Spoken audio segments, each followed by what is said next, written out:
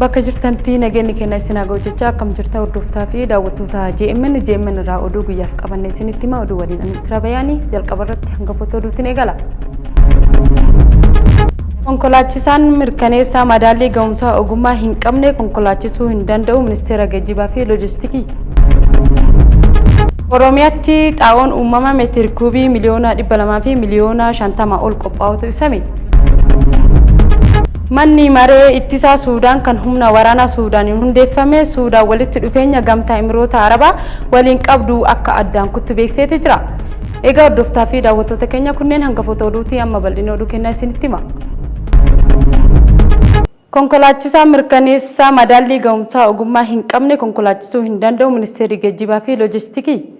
Bara kana eegalee sadarkaan biyyoolessaatti mirkaneessaa madaallii ga'umsaa ogummaa konkolaachisotaa kan eegalamu ta'uu ministeerri geejjibaa fi loojistiikii beeksisee jira. Sababa mirkaneessaa madaallii ga'umsaa ogummaa kennuudhaan barbaachisuufis biyyattiitti balaa tiraafikaa mudatuun parsantii 83 kan qaqqabu konkolaataa fi konkolaachisaa waan wal qabatus ta'us ibsameera.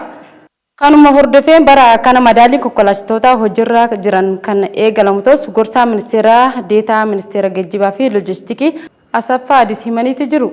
Haaluma kanaan konkolaachistoonni geejjibaa uummataa kennanii fi fe'umsa gogaa sadarkaa tokkoffaa hanga sadarkaa sadaffaa jiran akkasumas immoo konkolaachistoonni konkolaataa fe'umsa dhangala'aa sadarkaa tokkoffaa hanga sadarkaa lammaffaa madaallii ga'umsaa ogummaa kan kennamuuf ta'us dubbataniiru.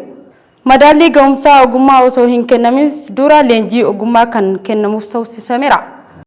Leenjiin booda mirkaneessaa madaallii ga'umsaa ogummaa COC akka fudhatanii fi kanneen qormaata darban immoo eeyyamni konkolaachisummaa isaan sadarkaa idil addunyaatti fudhatama akka argatus ibsameera. Oromiyaatti xaa'oon uumama meetir kuubii miliyoona 200 fi miliyoona 50 ol qophaa'utu himame. Naannoo Oromiyaatti xaa'oon uumama meetir kuubii miliyoona 200 fi miliyoona 50 ol qaqqabuun biiroon qonnaa naannichaa beeksiseera.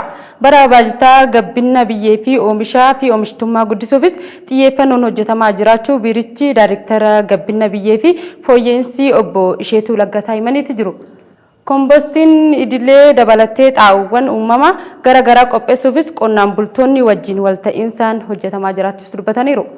Haaluma kanaan bara baajataa 2017 hanga ammatti kompostiin meetii kuubii miliyoona 200 fi miliyoona 50 ol qophaa'utu himameera.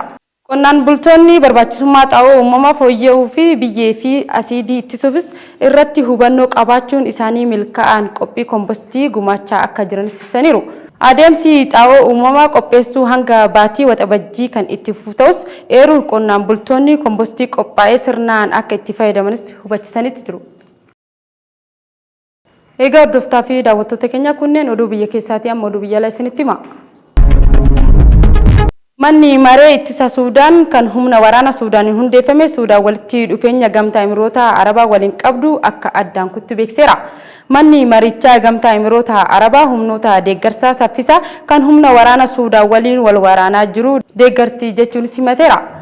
Manni marichaa gamtaa Imiroota Arabaa meeshaalee waraanaa sadarkaa olaanoo fi ammayyaa ta'aniin kan wiixata darbe haleellaa dhaabbilee poortii Suudaan keessatti miidhaa gaggeessan raawwachuufis dandeessee kennuu ishees himateera. Manni marichaa ittisa gamtaa Imiroota Arabaa mootummaan waraanaa kakaasuu jechuunis moggaasus murteessuu isaas beeksiseera. Suudaan birmadummaa fi tokkummaa ishee eeguufis karaa barbaachisu kamiinuu deebii kennuudhaafis qophii jirti jechuunis ibsiteetti jirti. Gamtaan Imiroota Arabaa irra deddeebiin himannaa kanas halteetti jirti. Egaa hordoftaa fi daawwattoota JMN irraa oduun guyyaaf qabanne asumarratti goolabna. Oduu waliin kan isin faana ture ani Israa Bayaanii qophiin afaan JMN irratti fufuu gamuutti nagaatti.